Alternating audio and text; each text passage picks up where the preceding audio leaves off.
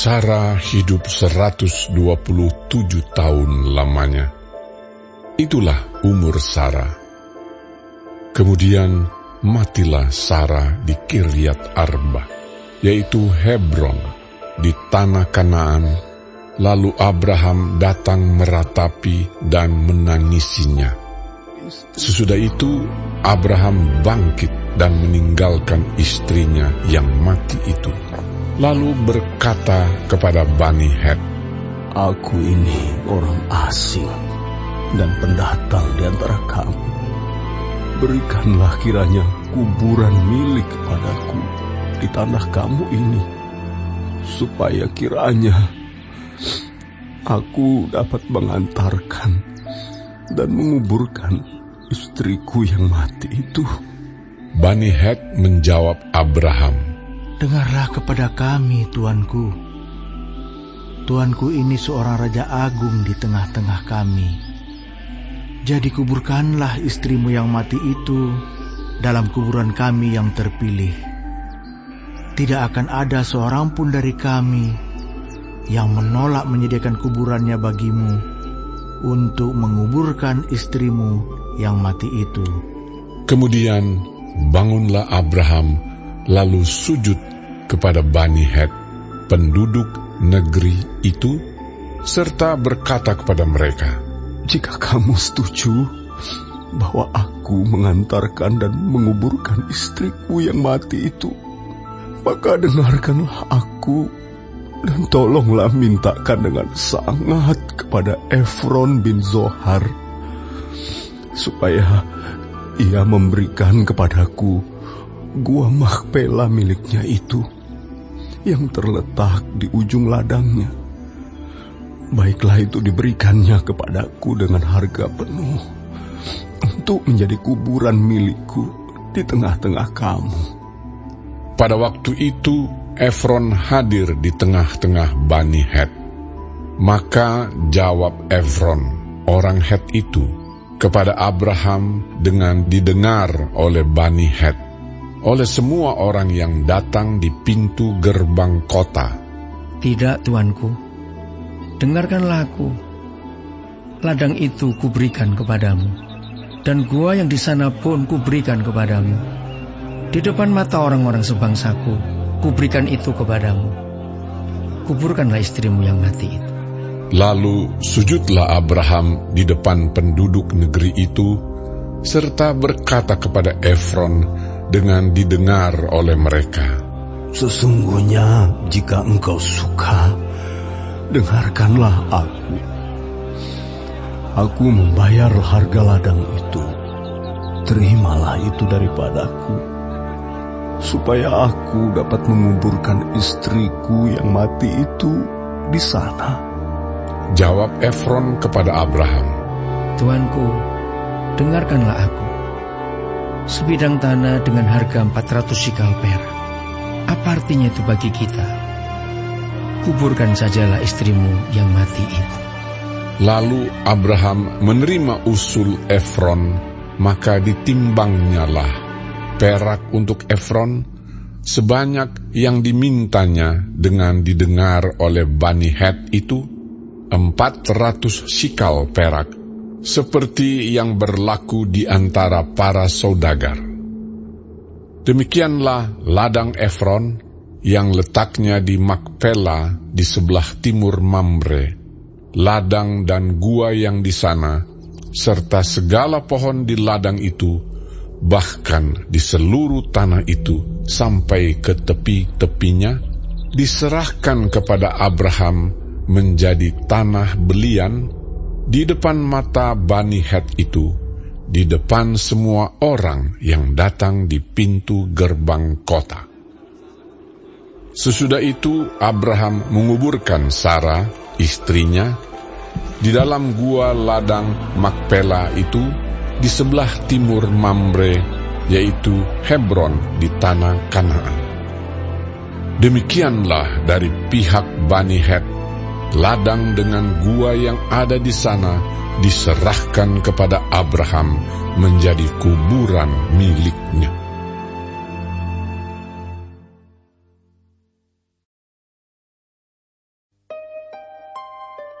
Adapun Abraham telah tua dan lanjut umurnya, serta diberkati Tuhan dalam segala hal.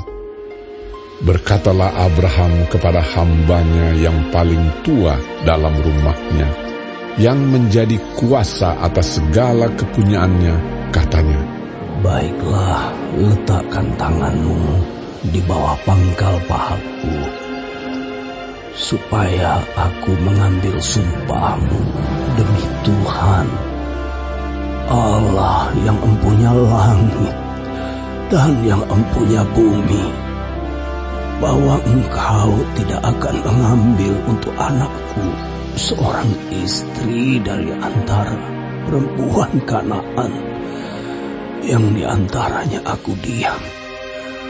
Tetapi engkau harus pergi ke negeriku dan kepada sanak saudaraku untuk mengambil seorang istri bagi Ishak anakku."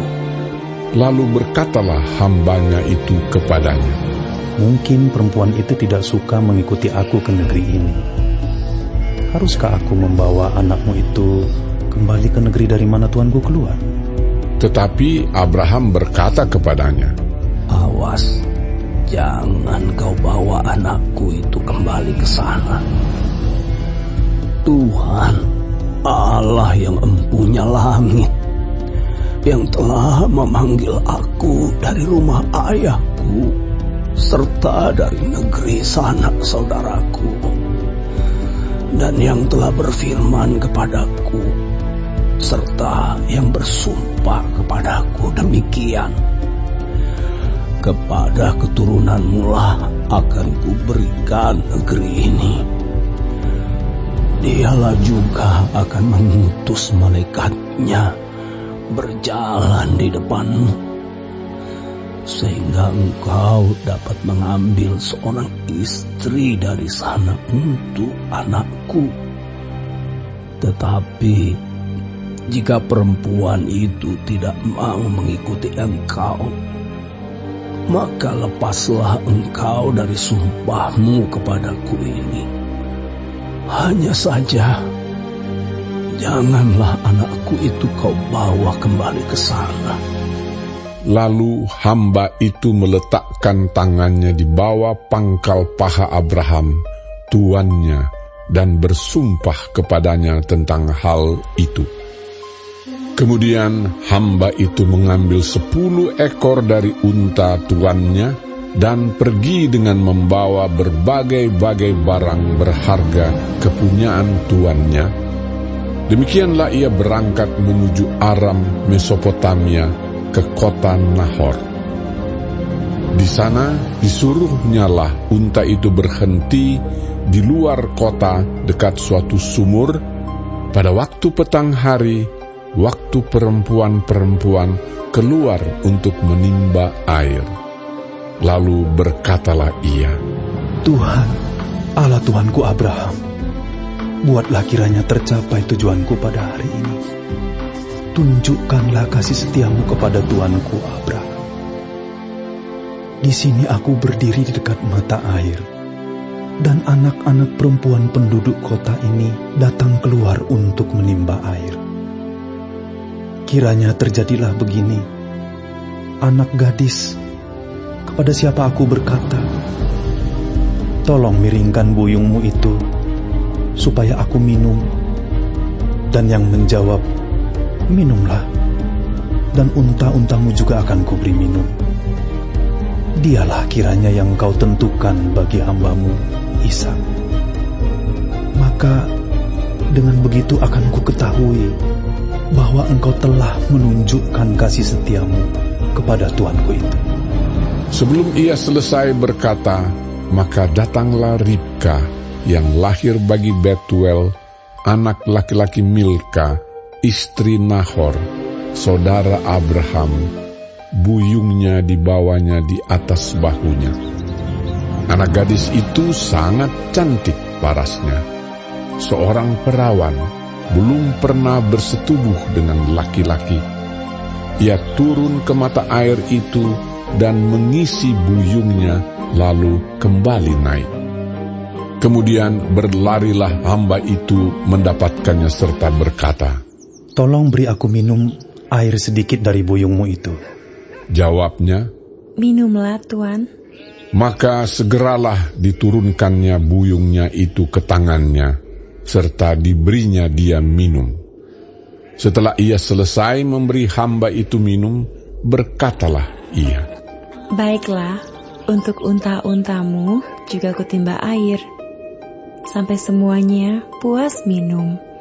Kemudian segeralah dituangnya air yang dibuyungnya itu ke dalam palungan, lalu berlarilah ia sekali lagi ke sumur untuk menimba air, dan ditimbanyalah untuk semua unta orang itu.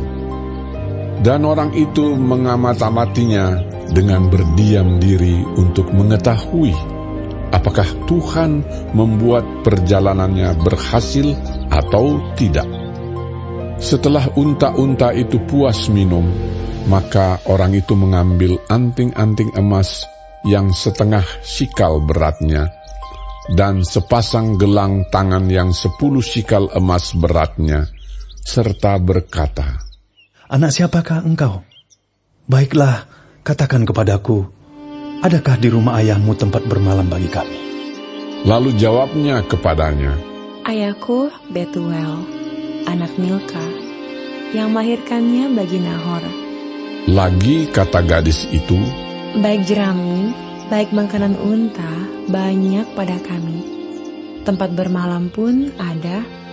Lalu berlututlah orang itu dan sujud menyembah Tuhan serta berkata, "Terpujilah Tuhan, Allah Tuanku Abraham, yang tidak menarik kembali kasih-Nya dan setia-Nya dari Tuanku itu. Dan Tuhan telah menuntun aku di jalan ke rumah saudara-saudara Tuanku ini." Berlarilah gadis itu pergi menceritakan kejadian itu ke rumah ibunya. Ribka mempunyai saudara laki-laki, namanya Laban. Laban berlari keluar mendapatkan orang itu ke mata air tadi. Sesudah dilihatnya anting-anting itu dan gelang pada tangan saudaranya, dan sesudah didengarnya perkataan Ribka, saudaranya, yang bunyinya, "Begitulah dikatakan orang itu kepadaku." Ia mendapatkan orang itu yang masih berdiri di samping unta-untanya di dekat mata air itu dan berkata, "Marilah engkau yang diberkati Tuhan, mengapa engkau berdiri di luar? Padahal telah kusediakan rumah bagimu dan juga tempat untuk unta-untamu." Masuklah orang itu ke dalam rumah. Ditanggalkanlah pelana unta-unta, diberikan jerami dan makanan kepada unta-unta itu, lalu dibawa air pembasuh kaki untuk orang itu dan orang-orang yang bersama-sama dengan dia. Tetapi ketika dihidangkan makanan di depannya, berkatalah orang itu, "Aku tidak akan makan sebelum kusampaikan pesan yang kubawa ini." Jawab Laban, "Silakan." Lalu berkatalah ia, "Aku ini hamba Abraham. Tuhan sangat memberkati tuanku itu, sehingga ia telah menjadi kaya. Tuhan telah memberikan kepadanya kambing, domba dan lembu sapi, emas dan perak, budak laki-laki dan perempuan, unta dan keledai. Dan Sarah istri tuanku itu, sesudah tua, telah melahirkan anak laki-laki bagi tuanku itu. Kepada anaknya itu telah diberikan tuanku segala harta miliknya. Tuanku itu telah mengambil sumpahku, engkau tidak akan mengambil untuk anakku seorang istri dari antara perempuan Kanaan, yang negerinya kudiami ini. Tetapi engkau harus pergi ke rumah ayahku dan kepada kaumku untuk mengambil seorang istri bagi anakku."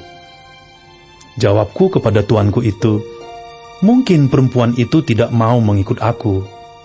Tetapi katanya kepadaku, "Tuhan, yang di hadapannya aku hidup, akan mengutus malaikatnya menyertai engkau, dan akan membuat perjalananmu berhasil, sehingga engkau akan mengambil bagi anakku seorang istri dari kaumku, dan dari rumah ayahku.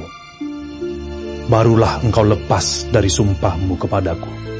Jika engkau sampai kepada kaumku, dan mereka tidak memberikan perempuan itu kepadamu, hanya dalam hal itulah engkau lepas dari sumpahmu kepadaku. Dan hari ini, aku sampai ke mata air tadi, lalu kataku, Tuhan, Allah Tuanku Abraham, sudilah kiranya engkau membuat berhasil perjalanan yang kutempuh ini. Di sini aku berdiri di dekat mata air ini. Kiranya terjadi begini. Apabila seorang gadis datang keluar untuk menimba air, dan aku berkata kepadanya, tolong berikan aku minum air sedikit dari buyungmu itu. Dan ia menjawab, minumlah, dan untuk unta-untamu juga akan kutimba air. Dialah kiranya istri yang telah Tuhan tentukan bagi anak tuanku itu. Belum lagi aku habis berkata dalam hatiku, Ribka telah datang membawa buyung di atas bahunya dan turun ke mata air itu, lalu menimba air. Kataku kepadanya, tolong berikan aku minum. Segeralah ia menurunkan buyung itu dari atas bahunya serta berkata, minumlah, dan unta-untamu juga akan kuberi minum. Lalu aku minum, dan unta-unta itu juga diberinya minum. Sesudah itu aku berkata kepadanya, anak siapakah engkau? Jawabnya, ayahku Betuel, anak Nahor yang dilahirkan Milka. Lalu aku mengenakan anting-anting pada hidungnya dan gelang pada tangannya. Kemudian berlututlah aku dan sujud menyembah Tuhan, serta memuji Tuhan, Allah Tuanku Abraham, yang telah menuntun aku di jalan yang benar untuk mengambil anak perempuan saudara tuanku ini bagi anaknya. Jadi sekarang, apabila kamu mau menunjukkan kasih dan setia kepada tuanku itu, beritahukanlah kepadaku, dan jika tidak, beritahukanlah juga kepadaku, supaya aku tahu entah berpaling ke kanan atau ke kiri. Lalu Laban dan Betuel menjawab, semuanya ini datangnya dari Tuhan.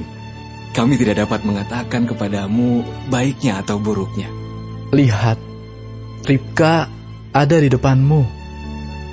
Bawalah dia dan pergilah, supaya ia menjadi istri anak Tuhanmu, seperti yang difirmankan Tuhan.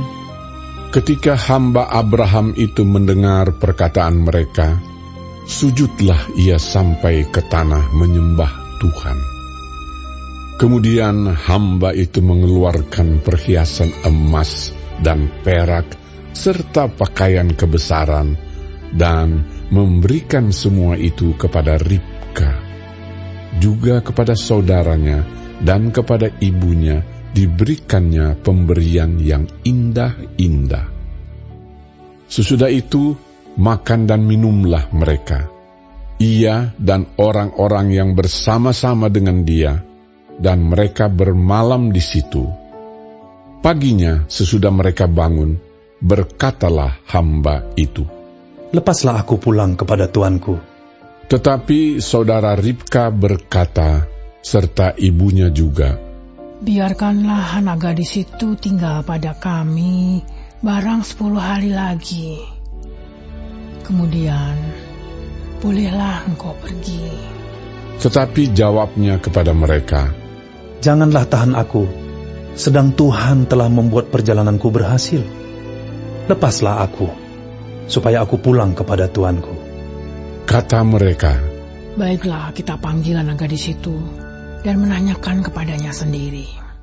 Lalu mereka memanggil Ribka dan berkata kepadanya, "Maukah engkau pergi beserta orang ini?" Jawabnya, "Mau." Maka Ribka, saudara mereka itu, dan inang pengasuhnya beserta hamba Abraham dan orang-orangnya dibiarkan mereka pergi. Dan mereka memberkati Ribka. Kata mereka kepadanya, "Saudara kami, moga-moga engkau menjadi beribu-ribu laksa, dan moga-moga keturunanmu menduduki kota-kota musuhnya." Lalu berkemaslah Ribka beserta hamba-hambanya perempuan, dan mereka naik unta mengikuti orang itu. Demikianlah hamba itu membawa Ribka lalu berjalan pulang. Adapun Ishak telah datang dari arah sumur Lahai Roi. Ia tinggal di tanah Negeb. Menjelang senja, Ishak sedang keluar untuk berjalan-jalan di padang. Ia melayangkan pandangnya, maka dilihatnyalah ada unta-unta datang. Ribka juga melayangkan pandangnya, dan ketika dilihatnya Ishak, turunlah ia dari untanya. Katanya kepada hamba itu, "Siapakah laki-laki itu yang berjalan di padang ke arah kita?" Jawab hamba itu, "Dialah tuanku itu." Lalu Ribka mengambil telekungnya dan bertelekunglah ia. Kemudian hamba itu menceritakan kepada Ishak segala yang dilakukannya. Lalu Ishak membawa Ribka ke dalam kemah Sarah, ibunya, dan mengambil dia menjadi istrinya. Ishak mencintainya, dan demikian ia dihiburkan setelah ibunya meninggal.